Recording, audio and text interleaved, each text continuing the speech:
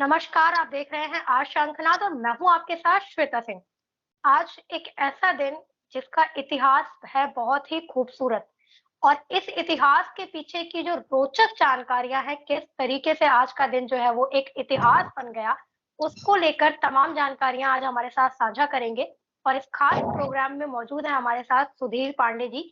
बहुत-बहुत स्वागत है सुधीर जी।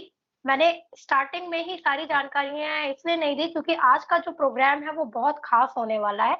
तो उसकी जो रोचक जानकारियाँ हैं वो मैं चाहूँगी कि आज आप ही साझा करें। मैं आपसे जानना चाहूँगी सुधीर जी कि 6 दिसंबर से 1 दिन पहले क्या हुआ था? जी, सबसे पहले तो जितने आपके श्रोतागण हैं आपके व्यूअर हैं, उनको मेरे तरफ से नमस्कार और जय श्री राम, हर हर महादेव। आज देखिए आपने पहला प्रश्न किया कि 1 दिन पहले क्या हुआ था। दरअसल यह घटना जब हुई थी तो मेरी उम्र 16-17 साल थी, बिल्कुल बच्चा था। मेरे गाँव के ही एक मेंबर ऑफ पार्लियामेंट थे भारतीय जनता पार्टी के पंडित राम नगीना मिश्रा। बुजुर्ग थे, उनको गाँव माने पूरे उत्तर प्रदेश के लोग या सेंटर के लोग, इवन अटल बिहारी वाजपेयी भी उनको पंडित जी कह के बुलाते थे। उनके मन में क्या आया, बहुत सारे उनके माने कार्यकर्ता थे, सहयोगी थे, लेकिन उनके मन में शायद प्रभु राम की इच्छा हुई कि मुझे कहे बुला के कि चलना है, कल 6 दिसंबर है, अयोध्या चलना है और इसके लिए मैं किसी और के साथ नहीं जाना चाहूँगा, मेरे साथ सुधीर चलेगा। यही प्यारी मीठी-सी भाषा में, मैं बच्चा था, मुझे बड़ी खुशी हुई कि घूमने को मिलेगा। ये कोई ये कोई कल्पना नहीं था कि हमको अयोध्या जाना है या इतना पुनीत काम होने वाला है या उनको भी नहीं पता था।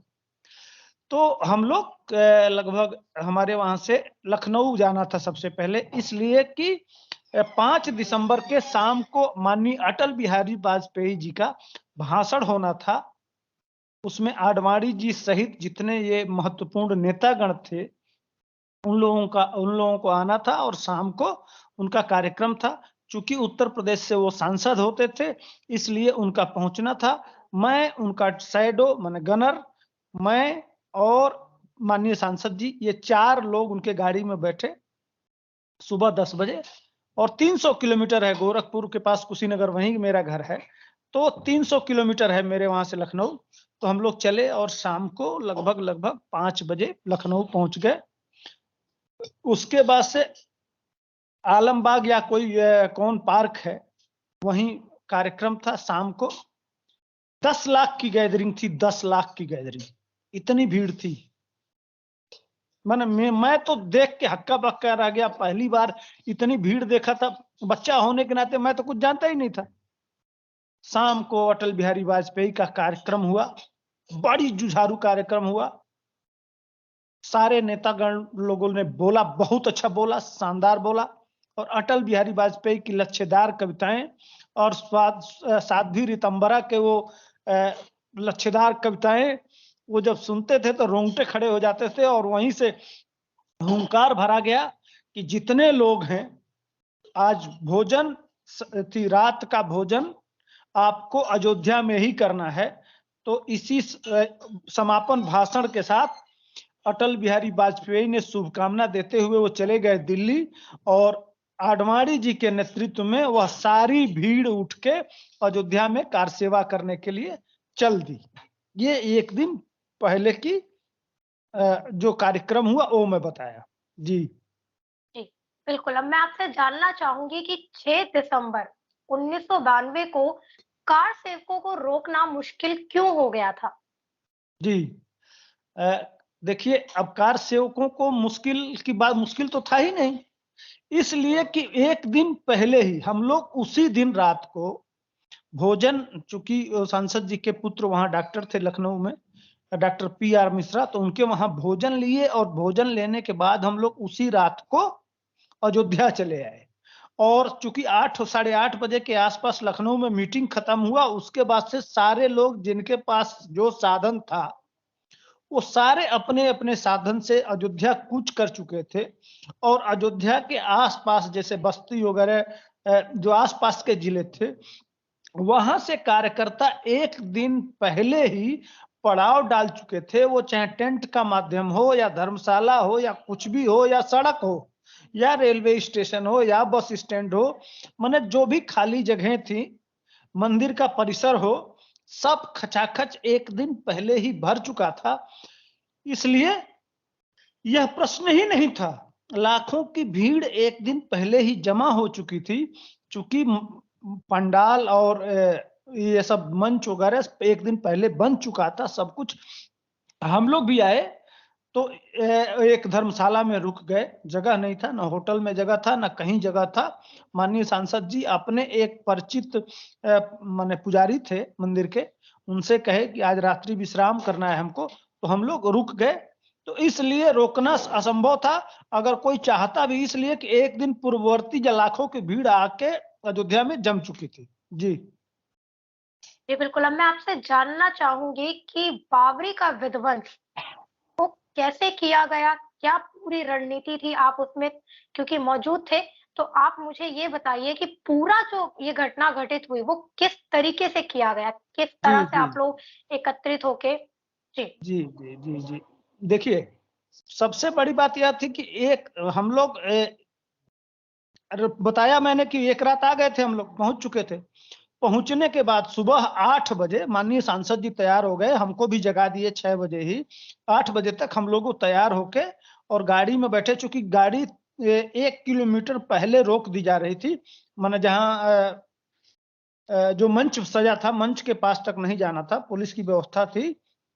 पैदल 1 किलोमीटर चल के सांसद जी और हम सारे लोग पहुंचे मंच के पास। 8 बजे हम लोग पहुंच गए और लगभग लगभग जितना केंद्रीय नेतृत्व था या प्रदेश का नेतृत्व था या ये विश्व हिंदू परिषद अशोक सिंघल जी की टीम थी, विनय कटियार थे, इस तरह के सरीखे नेतृत्व जो था, वह भी सारे लोग 8 बजे पहुंच गए। और 8 बजे ही हम लोग मैं जब पहुंचा वहां, तो बच्चा था, मुझको सांसद जी कहे कि भैया वो सैडो को और अपने ड्राइवर को कि बच्चा है, इसको छोड़ना मत, अपने पास ही रखना। तो अपने वो मंच के पास में खड़ा हो गया और भीड़, लाखों की भीड़ थी, बहुत लंबी भीड़ थी। और विवादित ढांचा से लगभग लगभग 500 या 500 मीटर की दूरी थी मंच में, और जो विवादित ढांचा था उसमें डिफरेंस था 500 मीटर का। और लाखों की भीड़ और नेता लोग अपना अपना भाषण दे रहे थे, भाषण चल रहा था। और चूंकि कल्याण सिंह की सरकार थी, पुलिस की अच्छी व्यवस्था थी, तो भाषण चल रहा था, हम लोग भाषण सुनने में मगन थे। अचानक 9 बजे के आसपास, 9 क्या, पौने 10 बजे लगभग, अचानक शोर हुआ बहुत तेज का पब्लिक में। जब शोर हुआ अचानक, तो सारे लोग, मैं भी उत्सुक हुआ या सारे लोगों की दृष्टि गई कि शोर क्यों हो रहा है।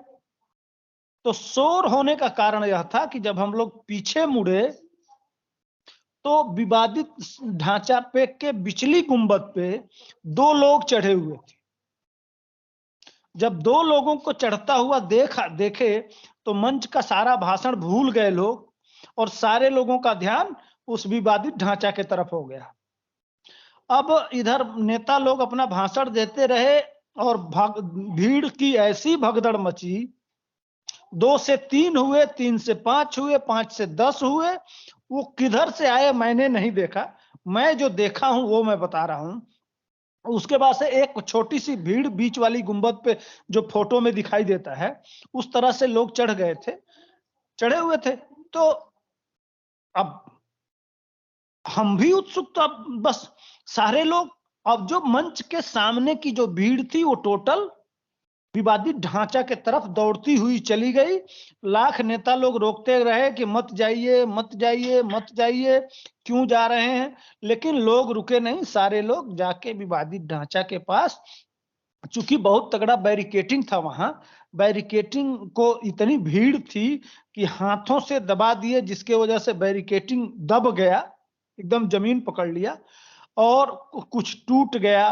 पहले कुछ लोग छलांग लगा के गए, लेकिन धीरे धीरे वो रास्ता बन गया एक तरह से। इतनी लंबी भीड़ थी कि लोग अपने आप रास्ता बना लिए और वहां पहुंच गए। और पहुंचने के बाद धीरे धीरे धीरे वो ऊपर से जो लड़के थे, उनके पास कुछ नहीं था, कुछ नहीं था।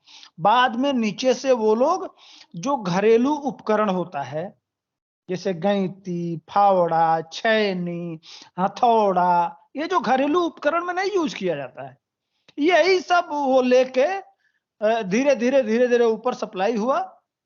और इस तरह से जो लोग चढ़े हुए थे वो लोग अपना प्रयोग करने लगे और धीरे धीरे टूटने लगा।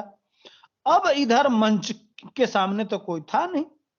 अब नेताजी लोग बहुत गाली दिए, बहुत डांटे कि नीचे रामलला की मूर्ति है, ऊपर तुम लोग चढ़ रहे हो, प्रभु राम का अपमान कर रहे हो, ऐसा नहीं होना चाहिए।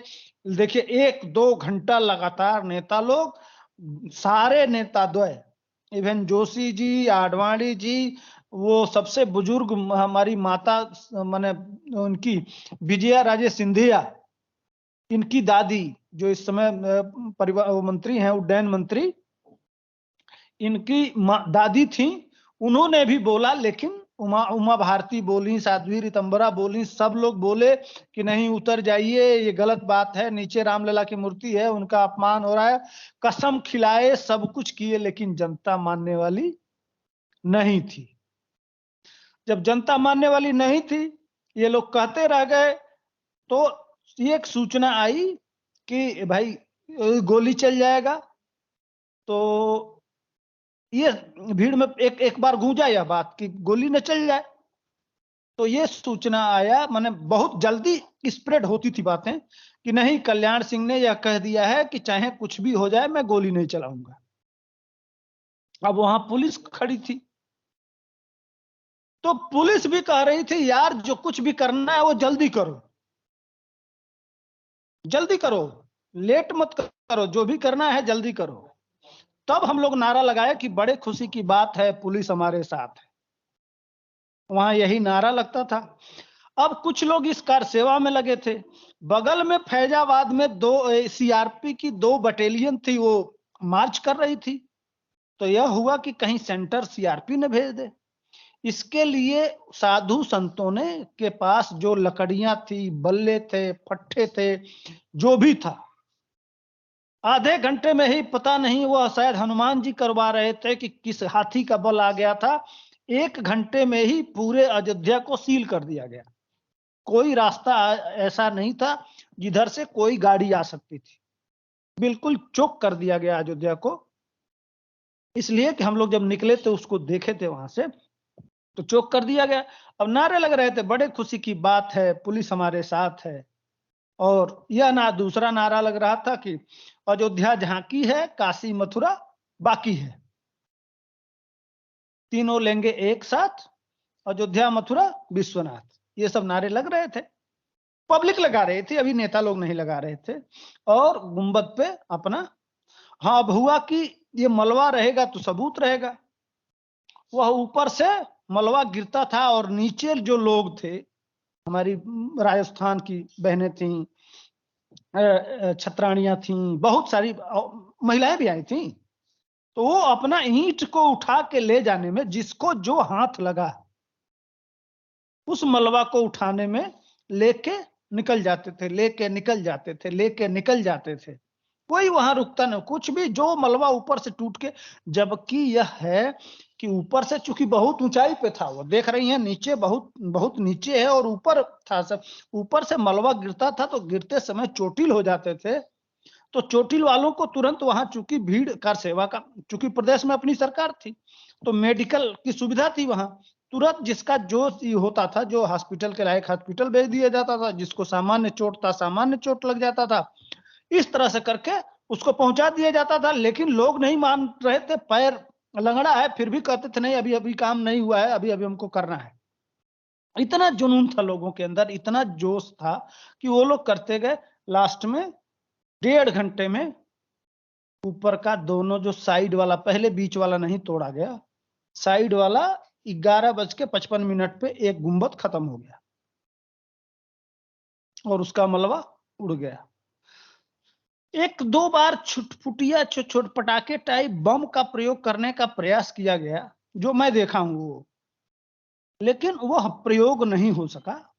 दीवारें बहुत मोटी थी, यह सही बात है कि वहां दो तरह के ईंट पाए गए, एक चौड़ा चौकोर, लगभग मैंने समझ लीजिए कि 1 फुट चौड़ा चौकोर ईंट नीचे में था, और ऊपर जो ईंट था वो आज के जिस तरह के ईंट होते हैं इस तरह का ईंट था, जिसपे चांद तारा बना हुआ था। दोनों ईंट आज भी है, मेरे घर पे पड़ा हुआ है, उसको मैं रखा हूँ, लोगों के दर्शनीय है, आज भी है मेरे पास। वो मैं लेके गया था, अपने ब्रीफकेस में भर के लेके गया था 2 ईंट। तो 2 तरह के ईंट वहां थे, और इस तरह से कुछ घटनाएं वहां बहुत असामान्य घटनाएं घटी। जैसे एक माँ थी, उस माँ के बेटे को चोट लग गया था, तो उसका पैर टूटा था या क्या, वो बहुत तेज लंगड़ा रहा था। तो वो माँ बोली, लोग घेर लिए, भाई चोट लगा है, इलाज कराइए। इलाज, सामान्य इलाज तो हो चुका था। तो वो कही कि नहीं, अगर मेरे दूध का कर्ज चुकाना है, वो राजस्थान से लोग थे, वो कही कि मेरे दूध का कर्ज चुकाना है तो पहले प्रभु राम का काम करके आना है। जब तक प्रभु राम का काम कर नहीं लेते तब तक इस चोट का कोई मतलब नहीं है। मेरे सामने मत आओ, ये जो हमारे भारत का कलंक है, इसको मिटाने के बाद ही अपना मुंह दिखाओ। और वह लड़का, हमको लगता है 25-30 साल का नौजवान, उसी लंगड़ाते हुए फिर कार सेवा में लग गया। ये हमने माताओं को देखा था वहां। अब भी जब वो दिन याद आता है तो रोंगटे खड़े हो जाते हैं। इस तरह के लोग, चोट लगा हुआ है लेकिन ऊपर चढ़े जा रहे हैं। जिस तरह से मिलिट्री में गोली चलती है ना, एक सैनिक को चोट लगता है, गोली लगती है, वो गिर जाता है, फिर पीछे वाला आगे आ जाता है, उसको भी गोली लगती है, वो गिर जाता है, फिर पीछे वाला आगे लग जाता था, आगे चढ़ जाता है। इस तरह से वह चूंकि ऊंचाई पे चढ़ना था, जो चोटिल हो जाता था उसको तुरंत बैक करिए, और तुरंत नया जवान तुरंत अपने कार सेवा में जो भी उसके हाथ में हथियार है, बल्लभ फरसा जो कर सकता है, वो जाके और काम करने लगता था। ऊपर से गिरता रहता था और चोटिल होते रहते थे। और वो एक तरह से कौन सा बल था, कौन सी शक्ति थी, कौन सा हवा चल रहा था, क्या था, ये मेरे समझ में माने गजब का जुनून था। और 3-3.5 घंटे में पूरा दीवार, पूरा गुंबद, सब कुछ खत्म, स्वाहा। वहां प्लेन कर दिया गया, सारा ईंट पत्थर जो भी था उठा ले। हाँ, एक चीज और है, जब नेता लोग देखे कि अब क्या किया जाए, लोग तो मानने वाले हैं नहीं, और सरकार का निर्देश था कि यहां गोली चलेगी नहीं, तो 2 लोग, एक तो उमा भारती और दूसरी साध्वी ऋतंभरा, इन लोगों के भाषण हुए, और जोरदार भाषण हुए। और एक धक्का और दो करके एक कविता है साध्वी ऋतंभरा का, बहुत शानदार कविता है। वो कविता जब बोली वह, तो वो जिस तरह से सेना में युद्ध लड़ रहा हो सैनिक, और पीछे से हुंकार की आवाज आ रही हो, युद्ध की ललकार आ रही हो, उस तरह से ललकार आ रहा था। और इधर सैनिक इस भूले हुए इतिहास को जो यह आतताई विदेशी विधर्मी जो किए थे, लुटेरे, उसका नामो निशान मिटाने के लिए वह भारत के वीर सेना वो लड़ रही थी, और उसने उसी हिसाब से करते गए। बहुत सारे लोग चोटिल हुए, लेकिन अपना मिशन पूरा किए। और उसमें पुलिस भी, कुछ भी कहिए, लेकिन उत्तर प्रदेश पुलिस भी पूरा सहयोग कर रही थी। इंटरनेशनल मीडिया थी, वो लोग भी टीका उका लगा के आए थे, इसलिए कि अंग्रेज टाइप लोग जो दिख रहे थे सूट बूट में, वह कल्चर उधर का नहीं है। हमारे वहां पश्चिम, जो मैं अयोध्या के आसपास का ही रहने वाला हूं, जो मैं देखता हूं, तो वो लोग डिफरेंट दिखाई देते थे। तो उसमें विदेशी मीडिया भी थी मेरे देखने से, लेकिन कोई कुछ कर नहीं रहा था, सिर्फ वो तमाशा देख रहे थे। करने वाले सामान्य लोग थे, बिल्कुल सामान्य लोग थे, कोई नेता नहीं था, कोई बड़ा व्यक्ति नहीं था। हाँ, एक चीज और है, जो बाला साहब ठाकरे ने कहा था कि हमने शिव सैनिक हमारे तोड़े, तो ऐसा कहीं कुछ था नहीं। शुद्ध रूप से विश्व हिंदू परिषद, बजरंग दल, और इनके लोग थे ये। इसलिए कि बजरंगी बजरंगी लोग चिल्ला रहे थे, जो मंच पर भी थे वो पहचान रहे थे कि यह बजरंग दल के लोग हैं। वो मुकदमे के लिए और बातों में बाला साहब ठाकरे ने जरूर कह दिया था, लेकिन शुद्ध रूप से बजरंग दल और ये जो विश्व हिंदू परिषद के जो अनुसांगिक संगठन थे, यही लोग थे। और स्थानीय जिले से आए हुए आम जनमानस था, जो अचानक उन 2 बच्चों के चढ़ने के बाद उद्वेलित हो गया। उस भीड़ को नेताजी लोग बहुत रोकने का प्रयास किए। भीड़ मानी नहीं। भीड़ जब नहीं मानी और शासन प्रशासन के तरफ से था कि गोली नहीं चलाना है, यह सपोर्ट मिला। और इस सपोर्ट का प्रतिफल रहा कि 1500 साल के वो जो गुलामी का पदचिन्ह था, उसको आज ही के दिन 2012 में हमने उसका इतिश्री कर दिया, जिसका सुखद परिणाम यह है कि सुप्रीम कोर्ट को भी सुनहरा मौका मिला और आज राम जन्मभूमि का भव्य निर्माण देखने को मिल रहा है। जी श्वेता बहन। जी बिल्कुल, मैं आपसे अब जानना चाहूंगी, जिस तरह से आपने बताया, तो क्या कार सेवकों और सरकार की मिलीभगत थी बाबरी विध्वंस में? नहीं, कोई कार सेवकों और सरकार की कोई नहीं जानता था। देखिए, मैं साधारण व्यक्ति के साथ नहीं गया था, मैं एक सांसद के साथ गया था। कोई इस तरह का जो वातावरण था ना, कुछ नहीं। वो पब्लिक हुजूम था, भीड़ थी, नहीं मानी। अगर गोलियां चलाई जाती तो एक बात जान लीजिए, 91 में मुलायम सिंह कितना मारे, उसके 10 गुना लोग मर जाते। इतना जुनून था कि उसमें लोग मानते नहीं। वो उस समय कुछ भी हो सकता था, हजारों पुलिस वाले भी मर सकते थे, हजारों पब्लिक मर सकती थी, कुछ भी हो सकता था, इस तरह का कंडीशन था। देखने के बाद चूंकि स्थानीय लोग, जो स्थानीय जनपद के लोग थे, वो बहुत सालों से इंतजार कर रहे थे कभी तो मौका मिले। 1 साल पूर्ववर्ती मुलायम सिंह ने पूरा सरजू को लाल कर दिया था गोली चला के। कितने लोग मारे गए, जेसीबी से खोद खोद के लाशें गाड़ी गईं। उसके होने के 1 साल बाद ही अगर लाखों की भीड़ इकट्ठा हो जाती है और उन लोगों के अंदर इस तरह का जुनून होता है, तो सोचिए किस तरह का कंडीशन था। वो एन केन प्राकिरण जल्दी से जल्दी 3 घंटे में उतना बड़ा ढांचा खत्म होगा।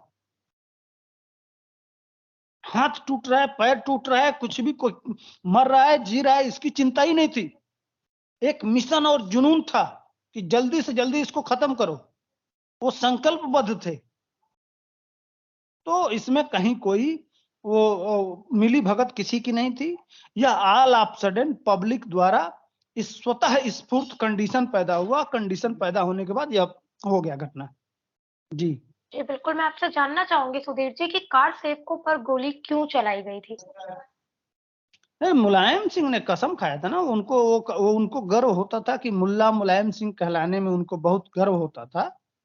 और वह कहते थे कि भाई हम एक मस्जिद क्या, हजारों मस्जिद, अगर मेरे उस पे अगर हजारों लोगों को मारना पड़े तो मैं मार देता। मेरा वो मिशन था उनका।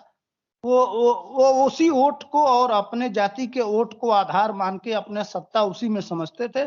तो उनको अपीजमेंट खुश करने के लिए अगर जितने मारे गए उसके दूना भी मारे जाते तो मुलायम सिंह को कोई वो नहीं था। वो समझ रहे थे उसी समय, चूंकि बीपी सिंह का ये मंडल कमीशन और जाति का इस तरह का उत्तर प्रदेश का माहौल था कि वो समझ रहे थे कि हम कुछ भी कर देंगे तो हमारी ही जीत होनी है। इसलिए कि बसपा सपा का गठबंधन हुआ था। विवादित ढांचा गिरने के बाद जो सरकार गिराई गई, उसका दुष्परिणाम उत्तर प्रदेश ने भुगता। कि सिर्फ उसी समय नारा लगा था, मिले मुलायम कांसी राम, हवा में गए जय श्री राम। और उत्तर प्रदेश के चुनाव कल्याण सिंह इतना बड़ा काम करने के बाद भी हार गए। तो वो उत्तर प्रदेश के एनवायरनमेंट को समझ रहे थे कि इसका कोई प्रभाव नहीं होगा। जिस तरह से सेकुलरिज्म का बीज बोया गया था 70 साल से, उसका वो लोग बदले हुए थे। लेकिन जो स्थानीय जनमानस था उसको किसी तरह से अपने इस ऐतिहासिक भूल को समाप्त करना था, वो लोग समाप्त कर दिए।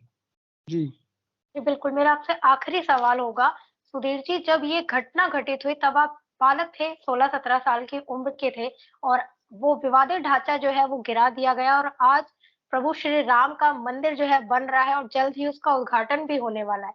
तो कैसा लगता है आपको?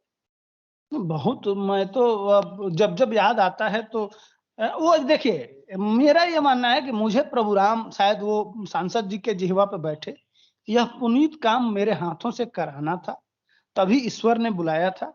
मैं भी कार सेवा में जो गिलहरी प्रयास होता है, वो अपने हाथों से, मेरे पैर में चोट है आज भी और मेरा अंगूठा टूटा हुआ है, उसी में चोट लगा था। लेकिन महसूस भी नहीं हुआ, अंगूठा टूट गया, खून बह रहा था, लेकिन पता भी नहीं चला। वो जुनून था, देख के मेरे अंगूठे में चोट है, किसी के पैर से खून बह रहा है, वो अपना काम कर रहा है, तो मैं देख रहा हूँ कि हमसे बुजुर्ग है, 80 साल की बुजुर्ग और हमारी माताएं और बहनें कार सेवा में लगी हुई हैं और मैं 16-17 साल का था, तो क्या देख के हौसला बढ़ता है ना।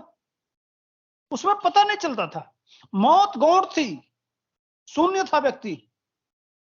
वो शक्ति कहां से आई थी? इतने बड़े बड़े पत्थर 2 आदमी मिलकर उठा के लेके जाके फोड़ देते थे, ईंट निकाल देते थे, मलबा को किनारे फेंक देते थे। 3 घंटे में उतना बड़ा ढांचा हाथों हाथों निपट गया, पता ही नहीं चला वो मलबा कहाँ गया, ईंटें कहाँ गई, कौन सी चीज कहाँ गई, बिल्कुल समतल बना के और उस पे देखी हैं कि किस तरह से टेंट डाल के और फिर प्रभु को स्थापित कर दिया गया था। तो वो दिन अब भी जब भी याद आता है श्वेता जी, तो रोंगटे खड़े हो जाते हैं और ईश्वर ने मुझसे कराया। मैं इसीलिए कहता हूँ कि हे माँ भारती, जब भी जन्म देना तो इसी धरती पे देना और इसी तरह के पुनीत काम करने का अवसर मिलता रहे, यही हमारे मन में यही रहता है। जी श्वेता जी। जी, बिल्कुल। एक राम भक्त के लिए इससे बड़ी बात और क्या हो सकती है कि जी, उनकी जी, स्थापना में, जी। उनके शिलान्यास में, उनका गिलहरी रूपी जो आपने काम किया है, कार सेवक के रूप में आपने जो कार्य किया है और जिसका परिणाम आज पूरी दुनिया देख रही है। जल्द ही इसका उद्घाटन भी होने वाला है और सिर्फ भारत ही नहीं बल्कि पूरी दुनिया से लोग यहाँ पर आएँगे, प्रभु श्री राम के दर्शन करने के लिए। तो आपने बताया हमें कि किस तरीके से बावरी का विध्वंस किया गया, किस तरीके से आप लोगों ने कैसे-कैसे कार्य किए, क्या-क्या कठिनाइयाँ आई और आज उसका जो परिणाम है वो प्रभु श्री राम के रूप में पूरी दुनिया देखेगी, सिर्फ सुधीर जी ही नहीं। आपको इस पुनीत कार्य के लिए भी बहुत-बहुत शुभकामनाएँ कि आप इसमें सम्मिलित थे, ये गर्व की बात है सभी राम भक्तों के लिए और मुझे आज बेहद अच्छा लगा कि मैंने आपके द्वारा इस पूरी घटना को जाना और जब आप बता रहे थे, तो ऐसा लग रहा था जैसे ये सारी चीज़ें जो है वो चित्रित हो रही हैं मेरे सामने, मैं स्वयं देख रही हूँ ये सब चीज़ें। इसके लिए भी आपका बहुत-बहुत आभार, हमारे सभी दर्शकों का बहुत-बहुत आभार। ज़्यादा से ज़्यादा आप इस वीडियो को सुनें, शेयर करें, लाइक करें, कमेंट करें और इसी तरह देखते रहिए आर श्रृंखला।